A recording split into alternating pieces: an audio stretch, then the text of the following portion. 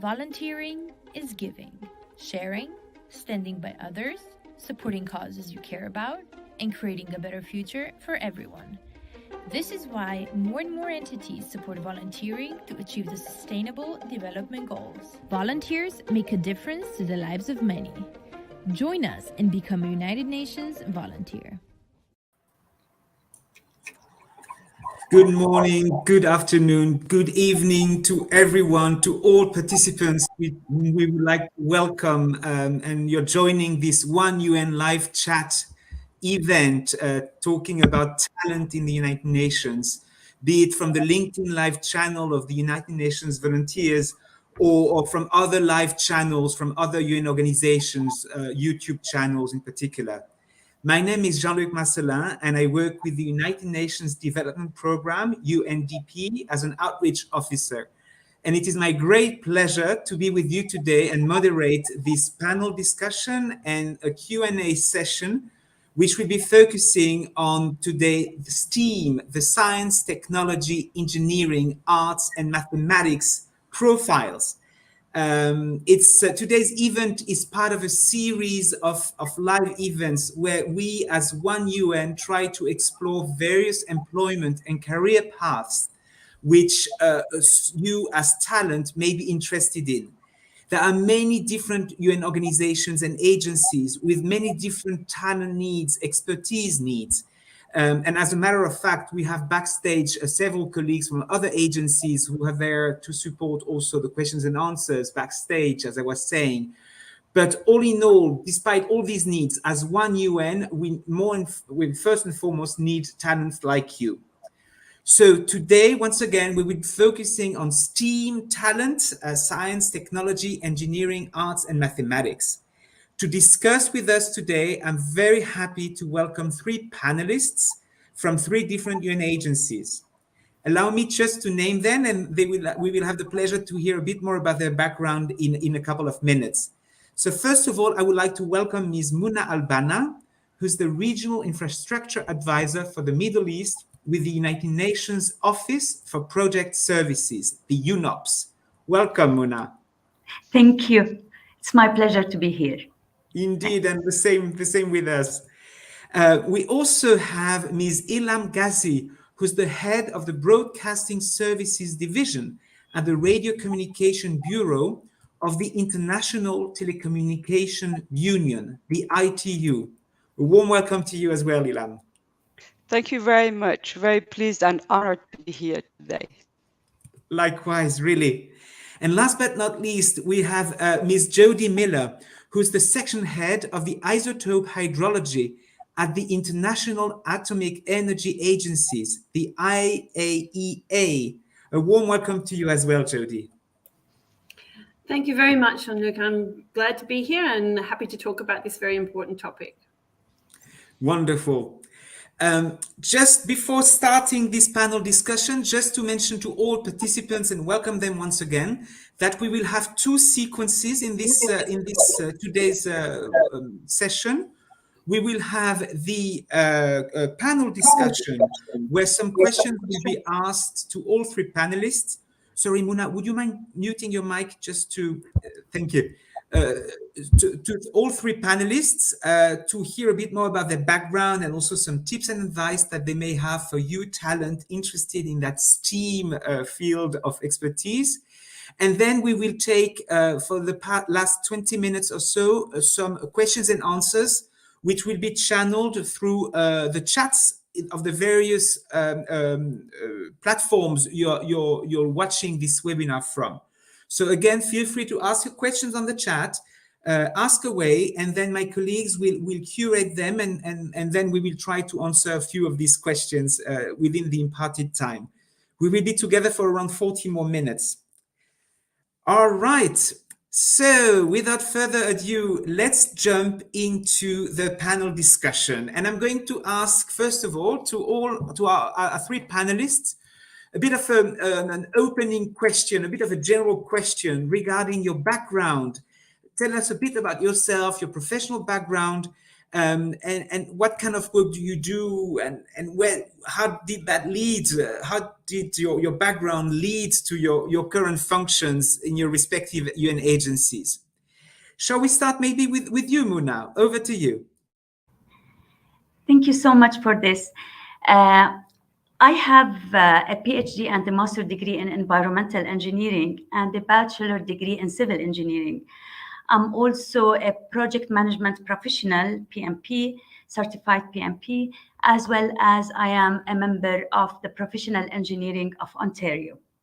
I have graduated in civil engineering in 1985.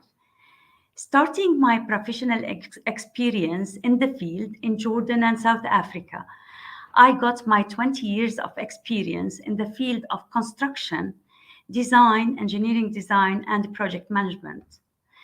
Moving to Canada after that 20 years, I have changed my pathway to research and back to academia for my advanced studies. Here, I would like to mention that between my master's degree and my bachelor degree, I have 20 years. And I just want to take this as a motivation for all of you that it's never too late. And we can really go back to have advanced degrees and continue our profession. After I have worked in the academia for more than 10 years in Canada and in Jordan. I moved back, I started my career at the UN as a multi-sectorial engineering specialist with UNDP Iraq, where I have worked for almost 5 years. And I started my profession at UNOPS in 2013 as the Middle East Regional Infrastructure Advisor, where I have worked in Jordan, Iraq, Yemen, Jerusalem, and Syria, Lebanon, and other countries in the Middle East. Thank you. Unmuting myself. Thank you so much for this introduction, Muna, and we will hear more about you a bit later indeed. May I ask maybe, shall we say, Ilham, would you like to take up this question as well, please? Absolutely, and with big pleasure. So I graduated in 95, I think the same year as Muna, from the Civil Aviation University in Kiev, Ukraine. I am from Morocco, so I finished with the engineering degree, master. I came back to Morocco, and this is not in my CV anywhere. I was jobless for 6 months. And during this period, I tried to do some trainings in the field and also improved my English in Morocco. And then I had the opportunity to work in the Ministry of Telecommunications for almost 2 years. And then we had the liberalization of the sector, the telecommunications sector, and we had the creation, as everywhere in the world, of the Agency for Regulation. And I was chosen to go there. And there I started having different responsibility. Then my first responsibility as a project manager for spectrum management system. And then I was promoted horizontally, but I never refused. I was very happy to diversify and to accumulate. And that's why then I was the head of the unit of frequency planning and then international coordination, where I met the ITU, international community. I was participating in conferences, and then very quickly I was asked to chair some small groups and then bigger, etc. So this is how I met the ITU. And in 2005, there was a job vacancy. I submitted, and I was taken, and I started in 2005. Very briefly, thank you very much. Thank you so much for sharing your background, Ilham. And now, if I may ask also Jody to jump in the discussion. Thank you. Thank you. Yeah, so I'm going to start at a slightly different position, because when I was a young girl, I don't recall having an ambition to be anything in particular. What I wanted was to do a PhD, even from when I was very young. My mother had been a secretary. She wanted more for her children. So after a number of years, obviously, I got my PhD. And then I realized at the end of my PhD that I needed to get a job. And an offer came my way to move to South Africa. I got my PhD from Monash University in Australia. And then I was offered a postdoc in South Africa. So I moved to South Africa, and I spent the next 20 years working in higher education in South Africa.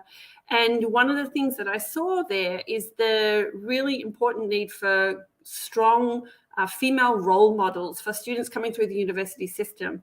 And so then my goal became to become a professor. And once I became a professor, which took a long time, I must admit, there was a few hurdles along the way. But once I became a professor, I started to look for other opportunities. And funnily enough, just at that time, I was approached by the International Atomic Energy Agency and encouraged to apply for the position of section head. And like a lot of senior female scientists, my initial response was, oh, well, they'll never appoint me. But one of my friends said, why don't you apply? It's just a useful experience. And I made the first cut, and then I made the second cut. And then suddenly it seemed like it was serious. And I emailed the contact at the agency, and I said, should I be discussing this with my family? And they said, yes. And they offered me the job. And so that's how I've now ended up at the International Atomic Energy Agency, which is a position that I really love and gives me an opportunity to do even more in the role of being a leader for women in science. Thank you, Jodie. Very, very inspirational indeed, and I like also the element you're mentioning of the happenstance, that you were not really planning, but that's how it ended up, and for the better for you and for women and development, of course. So thank you so much for this. Actually, this leads me to another question, maybe that I could ask to let's say Ilham. Which is a bit similar in the sense of, how did you first start your career in the UN system? What made the trigger, and why the UN system and not another entity somehow? Ilham. Thank you very much for this question, which was, I mean, starting in the ITU was a complete change in my career and in my life. And as Judy so well said, I mean, when I saw the job description, I thought, oh my God, this is completely for me. But then, oh my God, I will never have it. And from Morocco, the idea is really it's only for developing countries, etc. Morocco is a developing country, so I didn't feel I had all the chances. But still, I thought, okay, let me do it. So I took the time, I filled in, etc. But as I said before that, also participating in conferences, and when I asked to do a small group, chair a small group, drafting group, etc., I never refused. I was always an opportunity comes, I take it, and I will work very hard, seek help if needed, etc. But not refuse or say no, I cannot do it. But the opposite, and I think this is a very important message also. And then I was taken, and I started I started as a simple engineer, and then working again hard, and I was lucky to evolve in this family that I was loving even before joining the ITU. While I was going to the conferences, being there, this multicultural, these people from all around the world, very simple people, while they looked to me, I was very young, they looked to me all like geniuses, etc. And it was, wow, that would be really great to work with these people. And then it happened. It happened because of, as I said, it's accumulation of experiences. It's to be open to all learning and to be all the time in a learning process, and the opportunity, working hard, but also, not killing ourselves in the job. And this is also a good marriage in you, that we can afford having private life and do activities. I started piano lessons 4 years ago, and it's never late for anything. So we can live, travel a lot, how our lives, and also evolve in this magnificent multicultural dimension, I would say. Thank you, Ilham, and indeed, I mean, the multicultural aspect, among other many things you just said, is very true when joining the UN, and we are a good example of this in this panel discussion. Thank you so much. Now I'm going to turn my head to Muna again and discuss a little bit more, or ask you a little bit more about your background. I mean, you have a very extensive background in engineering, construction management, infrastructure design, and so many other elements that you briefly highlighted. How is your background, useful for STEAM types of positions in the UN system, or maybe in your agency, UNOPS, as you prefer? But how do you relate your background with the type of jobs the UN is looking for? Yes, thank you so much for this. UNOPS is mandated in infrastructure, project management, and procurement. And during my work with UNOPS since 2013, my colleagues at HQ and in the region, and myself, we have designed, implemented, and successfully handed over many projects in infrastructure. These projects serve the local communities as well as the refugees in this region, in the Middle East region, as you know. The support was for these communities to get better infrastructure that services in water and sanitation, schools, hospitals, roads, and many others, including sources of energy.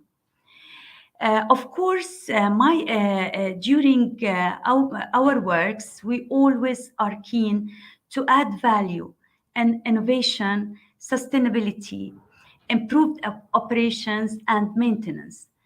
And we look at integrated services and infrastructure. So if we are implementing a project to the local communities or to the camps, let's say water and sanitation, we think always about these integrated services. So for example, this water and sanitation, will it serve also schools and hospitals and clinics and others? We provided many clinics and hospitals with renewable energy resources, such as photovoltaics that will serve, for example, the emergency units, the diabetes units, and so on. We think about innovation even in building roads. For example, adding the solar lights to the roads. Designing better roads at the entrances of the hospital, of the cities, and so on. We also think about maintenance and operation. We don't think about designing the infrastructure unit itself as a unit, but we always think about how we can integrate these services into the communities themselves. We think about gender, we think about women and infrastructure. We think about optimization of resources. It's not only just designing the project and providing it to the community, but also how can we provide better quality of material using, for example, the local communities. For example, in building roads, we don't think about, for example, outsource of the gravel and the asphalt, but we use it from the local community itself. When we do the painting for schools, we think about the best paint that can be maintained and with the lowest volatiles. Also, my experience in environmental engineering helped me to think about climate change, adaptation, and mitigation. We think about drought, and especially in the Middle East, because you know the region is suffering from drought for some longer years. So these are the things that, from my experience, I used in order to design better projects, adding value. We are a UN organization. Without adding value to the communities, then what did we do? So these things that my experience, my background experience and degrees in civil and environmental engineering supported me to develop and to hand over better projects to the communities and to the people in need. Thank you. Thank you, Muna. Very, very inspirational. And I really like how you connected the STEAM profiles and your background in that context to the greater work of the UN and how we try to sustain development on the ground. So it was very inspirational, actually. And it also leads quite nicely to the next question, which maybe I could ask Jody this time, which is related, Jody, to your current role today. How would you say it does relate to the development agenda that Muna actually also touched upon just a second ago? Over to you. Thanks. Yeah. So what we do in isotope hydrology is that we look at the isotopes of the water molecule and we use them to create what we call a fingerprint, the isotopic fingerprint of the water molecule. And we can use that to track the movement of individual water molecules through the water cycle. It helps us to understand how much water is available, where it is, how long it will last, what sort of quality it has. And these are really important pieces of information that people like Muna need to know when they're trying to supply water to cities who are well established, but also to people who are on the move in refugee camps or in times of crisis. And so that's what we do. And this helps people throughout the world to better structure their water security. And that feeds very nicely into the UN, because what the UN does is it uses what's called the Sustainable Development Goals to guide the actions that all of the UN partners undertake. And there is a specific Sustainable Development Goal for water, which is SDG 6, clean water and sanitation. And that's really where our work sits. We work with providing the information that planners, that countries, that governments need in order to manage their water sustainably and effectively into the future. I mean, once again, thank you so much, Jody, and once again for also bringing the bigger context of the Sustainable Development Goals, which are the roadmap of the United Nations development activities. And it's so interesting to hear how your work has a direct implication and correlation with Muna's activities, and this really shows the interconnection between all these activities here. Wow. Thank you so much for that. One thing I might just add quickly is a lot of people with the International Atomic Energy Agency, they know of it as the nuclear watchdog. And something that's important to realize is that nuclear sciences, which is what the IAEA is about, is more than just nuclear activities in the sense that people think of normally. Anything that is involving a process that occurs at an atomic scale is a nuclear process. And so isotope hydrology is a nuclear science. And that's something that's very important for people to realize, that nuclear sciences do a lot of really good work for the whole of the planet. Yeah. Thank you. Thank you so much, Jody. No, very, very good. We actually still have a few minutes before moving into the question and answers. And I would like to ask maybe something a bit even more personal than what you've been sharing, all of you, till now. And maybe, Muna, maybe I could ask you, what was the best moment of your entire career? Actually, I was hoping that you will ask me this question, really. This April, I turned 60 years old, with a long working experience, and I'm blessed.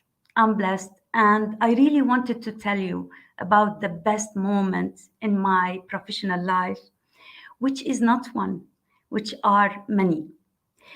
For example, working in the field, especially in the engineering, in construction, in providing people with needed infrastructure, every moment you hand over a project, and this project under operation and in use for all the people, it's a best moment.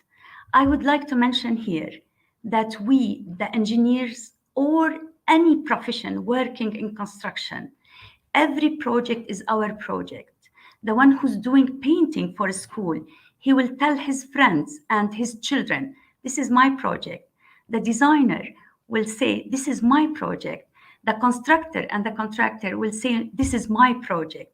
So you always feel that in every project you provide, there is always a best moment.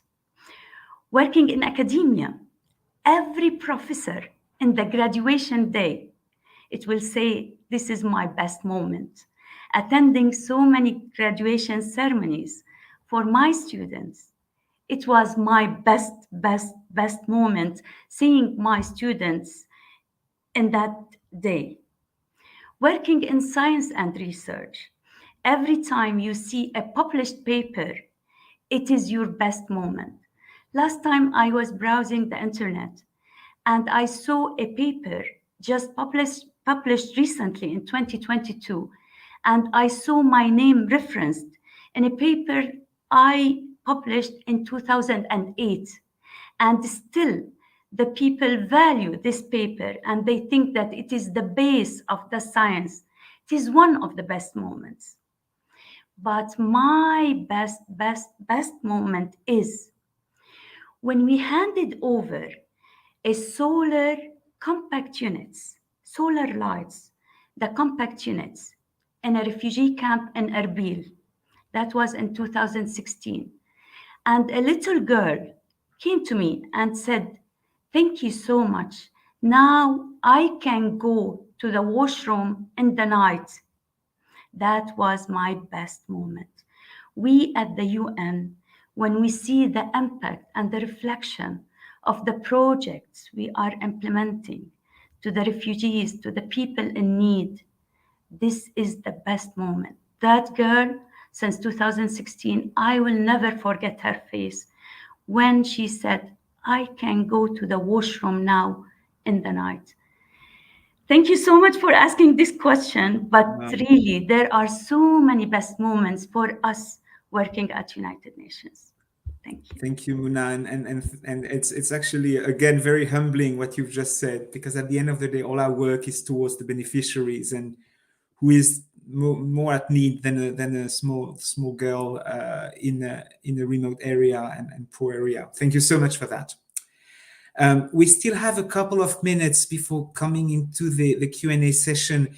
And maybe I would like to ask all of you in one sentence, less than like 30 seconds or 40 seconds, what would be your biggest takeaway or advice for potential job candidates listening right now and potentially interested in applying for a STEAM position in the UN system?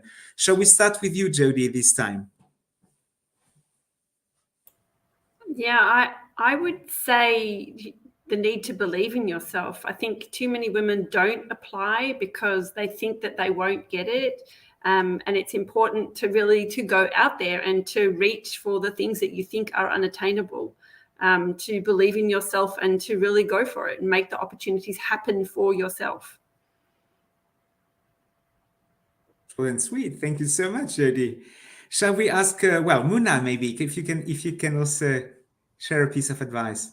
Yes, please always think outside the box. Please always think about things that you can add value, health and safety, gender improvement, risk management, optimization of resources.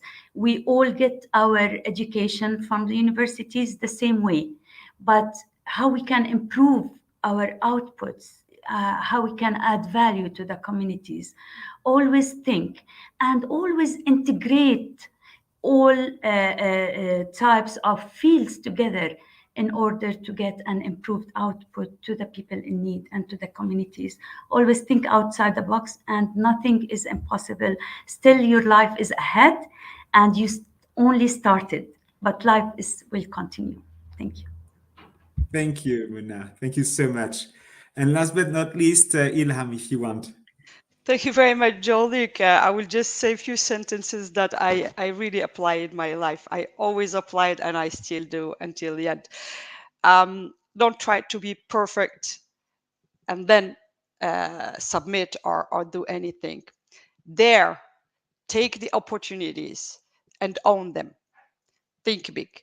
That's all I have to say. Thank you. Thank you. Very motivational, that one indeed. And actually, we're going to go into the Q&As from questions from the participants in the event. And actually, some of these questions relate to the tips the three of you have just mentioned. So maybe into a bit more details. We're right on time. We've been 25 minutes in the panel discussion. And now we will have 20 more minutes, 15, 20 minutes to take some Q&As from the participants. One of them I can already answer because some participants have asked if the session was recorded. And the answer is yes, the session is recorded and will be made available on the YouTube channels of UNV, but also UNICEF, United Nations Development Programme, and the UN Secretariats, the UN Careers channel, YouTube channel. So at least on these 4 YouTube channels and maybe more agencies as well. So you will be able to refer to it and also share it with other friends or colleagues or whoever you would like to share it with. Very good. So let me take a few questions from the public then, and whoever wants to answer the question I'm going to ask would just raise your hand or open your mic. We will only ask for one, usually depending, but one person answering the question. Maybe let's start maybe with some questions about people transitioning. We have had quite a few questions related to graduates who are both in mid-career, but also who are transitioning from the private industry, for example, and who would like to work in international organizations like the UN. What tips would you share with such profiles from the private sector transitioning to the UN system? Whoever wants to take up can open the mic. I can take this from my experience.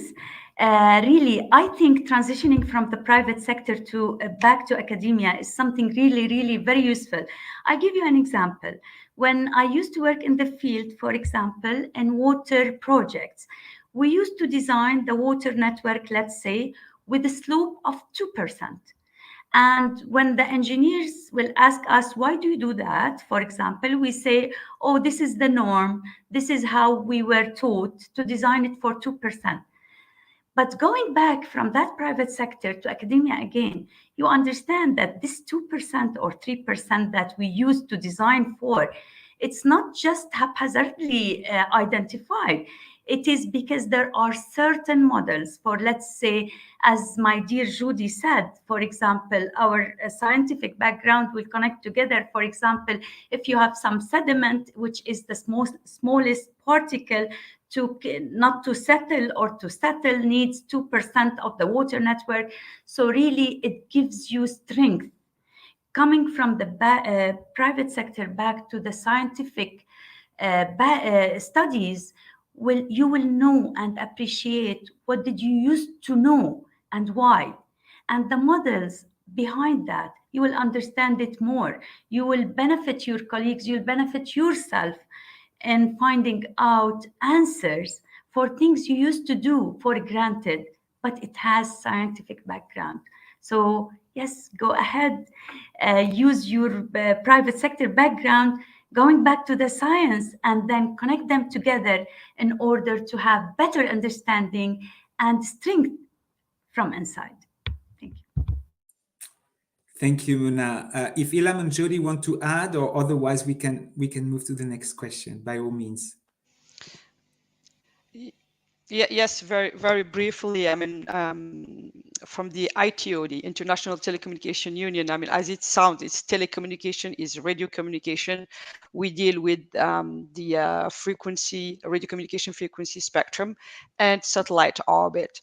So in general, the recruitments for the technical field for the radio communication sector is mostly from the regulators, because we maintain and we apply the radio regulations, etc. But the people coming from private sector are also a very important element, because they can deal with more technical and deep technical questions. So if you have the right profile, we will be very happy to have them. And also, I mean, the job vacancies are how to say, continuously updated, and we have offers. So please, if you see that you have the right profile, do not hesitate, whatever background you have, private, regulatory, government, as far as your experience and diplomas, they respond to that. So again, there and submit. Thank you. Oh, actually, I was not muted. Thank you so much, Ilham. That's actually very, very good, and it fits quite well into another questions, or a series of questions we received about applying, because it's one thing to have the right experience, or to be willing to contribute, but there's also the application phase. And maybe if I can ask one of you, what does make a CV stand out among all the hundreds of applicants that would apply for a position? When you recruit for your respective units, maybe what would make a CV stand out? Yeah, if I might jump in there, I'm actually, we have a number of recruitment processes going on at the moment. And I think it's important for applicants to understand the difference between the parts of their CV that are box ticking exercises. Do you have a certain number of years of experience? Do you have a certain educational level? These are criteria often that will be gateposts, for example. They're because the UN is an international system, there are certain criteria that are box ticking. Do you have these qualities? Okay, yes, you've got them, you passed the first hurdle. So in that sense, it's important to apply, like we've said, but it's important to also be realistic. You need to make sure that you meet that first criteria. But once you get there, in my experience, one of the key ways of differentiating applicants is in the letter part of the application, that letter that they write that explains why they think that they are suitable for the position. And I have seen everything from 3 sentences saying, I would like to apply, can I get the job, to, full essays that I have to plow my way through. So it's important, I think, to really put a lot of work into that letter, to also spell check it, grammar check it, to make sure that it's written as well as it can be, because a lot of what we do at the UN is writing reports, is writing pieces of information or fact sheets that go out to members of the UN community. And then to really understand what the role is that you're applying for, the position that you are applying for, and to make sure that your letter talks to that position. It doesn't go on and on about things that are not relevant to the position. This is what I see a lot, that somebody says, oh, well, I'm really good in this, so you must appoint me for that, even though there's no relationship between this and that. In isotope hydrology, we need people who are isotope hydrologists. So there's a lot of people who apply with isotope backgrounds but have no knowledge of isotope hydrology, and those people are not employable by us. So it's important to read the job positions carefully, make sure that you match the criteria, and then focus very strongly on your letter. But having said that, the UN is a very wide agency with a wide range of skills required in the different types of agencies. And there is something for everybody. It's just a matter of finding the position that matches your qualifications and your experience. Jody, thank you so much for this very clear answer. And if you're one day bored with isotope hydrology, you can become an outreach and HR officer, because you've nailed it, really. And it has a lot, we summarize it by saying it's not about you, it's about the job when you apply for a position. So don't try to present yourself holistically, but focus on the position and how you match that position. Thank you so very much. Very, very good, very interesting. maybe I can, we still have a few minutes. Maybe I could take a question which we received, which is related to gaining field experience. Oftentimes the UN will require that knowledge of field experience of working in a developing country in particular. And it's not always easy to gain that first experience, especially for people who are recently graduated. So maybe Ilham, I can ask you, how do you think, what would you say is the best way to gain that field experience, or one way? Thank you very much for that question. Well, I mean, in the UN system, we have grades, and the grades, they depend on the years of the experience. So the newly graduate, they also have their chances, but they will not have grade 3 or 4 or 5. So it depends on the years of experience. So for example, the grade 1, it doesn't necessarily need experience in the field. I mean, I'm again speaking about the ITU, so they can start there, or if they have another experiences, then according to the years of experience and the kind of the experience, and again matching the post, this is very important, and not submitting generic CVs. This is very important, and Jody mentioned that very well. I am also an alternate in the appointment board of the ITU, so we see all kinds, and people, they need to know that there are steps for selections. That's why I saw many questions like, why does it take so long? Because we have different steps, and we take, I mean, we pay a big attention to every submission. So it depends on the post you are submitting, and look at the years of experience, and sometimes there are some relaxations. So for example, we require 7 years of experience, but if you have a PhD, it counts for 2 years, for example. So this is very important to match these kinds. We have also other relaxations as for language, for example. For developing countries, we can agree, and it is written that developing countries, only one official language is fine, while for the others, they need to have two, for example. And also for ladies, just to add and to motivate again the ladies, because I think this is one of the our main objective today, I mean, is that there is also a relaxation. For example, in ITU, when we have the same level, a male and a female candidates, it is recommended really to take and all of this is written in the job vacancies. It's not a secret, it's very transparent. So again, I think that the opportunities are there for everyone, the ones for experience and the ones that are beginners. It's except that, of course, as everywhere, the grade will change. Thank you. Yes, thank you, Ilham. And indeed, again, it brings back that importance to read carefully the job description, to make sure you apply for positions where you tick the must-have requirement boxes, because otherwise you will not be considered. So it's a very good point. For field experience, I can also add that it is NGO, non-governmental organization, for example, are a great way to gain a very valuable experience. We don't necessarily need big names.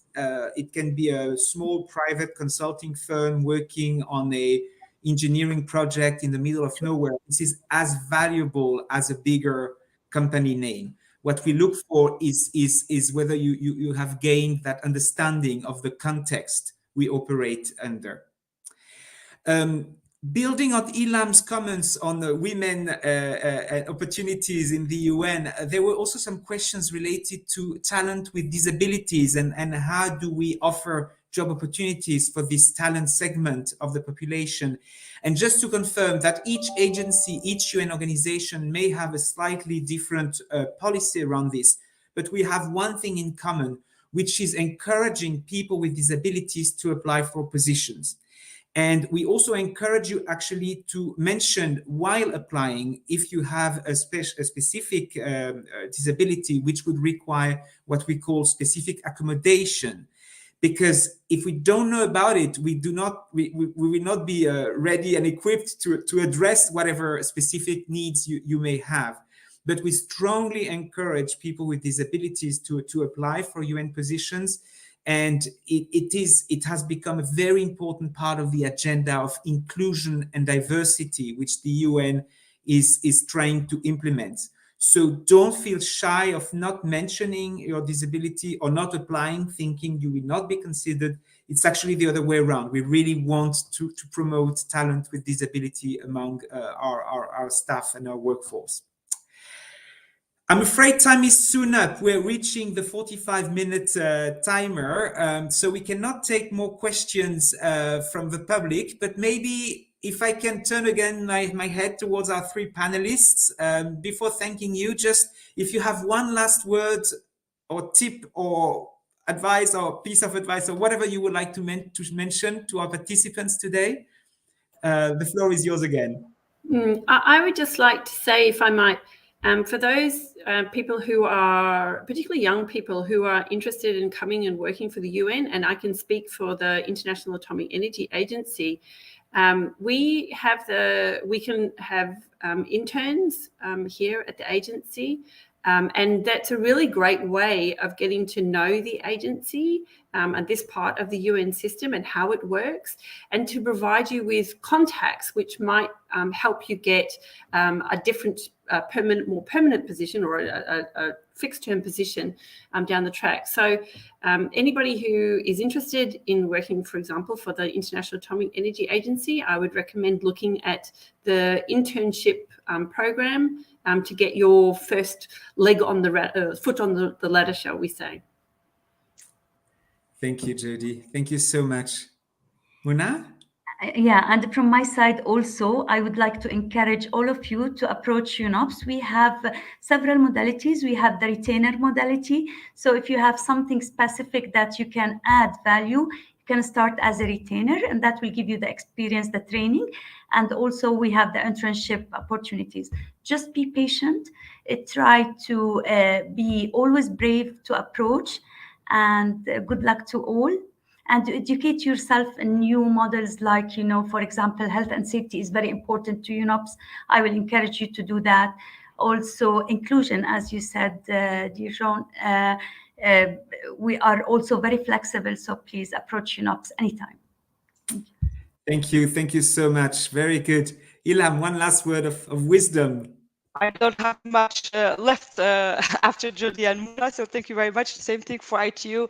And please, it is important to know that the ITU is not only for engineers. We need HR people, we need social people, we need a lot of things. We have also, offices outside Geneva. It's not only in Switzerland. We also offer internships. So please go visit the UN family websites. You will find at any opportunity. And again, there, take the opportunity and go for it. If I had to do it all over again, I'll do it the same way. Thank you. Thank you, Ilham. And it's time now to close the panel discussion and the questions and answers. But I think I would like to thank you on behalf of the whole participants very much for your wisdom and also your passion, because there's one thing which also resonates here is the passion to make a difference. And thank you so much for that. And indeed, there are many different profiles in the UN system. And as I mentioned earlier, we will continue these sessions. Today it was on STEAM profiles, but we will continue in the coming months with more panel discussions on different types of profiles the UN system is looking for. One last word, also just to confirm that not only these sessions have been recorded available on the YouTube channels, but it will also be made available on the LinkedIn channel of UNV. That's what I've just been informed. We now have to stop. So once again, thank you so very much to the panelists, and thank you also so very much to all participants, wherever you are on this planet. Thank you for being with us and being willing to accompany us in that journey to make a difference for the population and for our planet. Thank you very much, and we will be in touch again in the near future. All the very best. Thank you very much. Bye-bye. Good luck Goodbye. to everyone. Bye. Volunteering is giving, sharing, standing by others, supporting causes you care about, and creating a better future for everyone. This is why more and more entities support volunteering to achieve the Sustainable Development Goals. Volunteers make a difference to the lives of many. Join us and become a United Nations volunteer.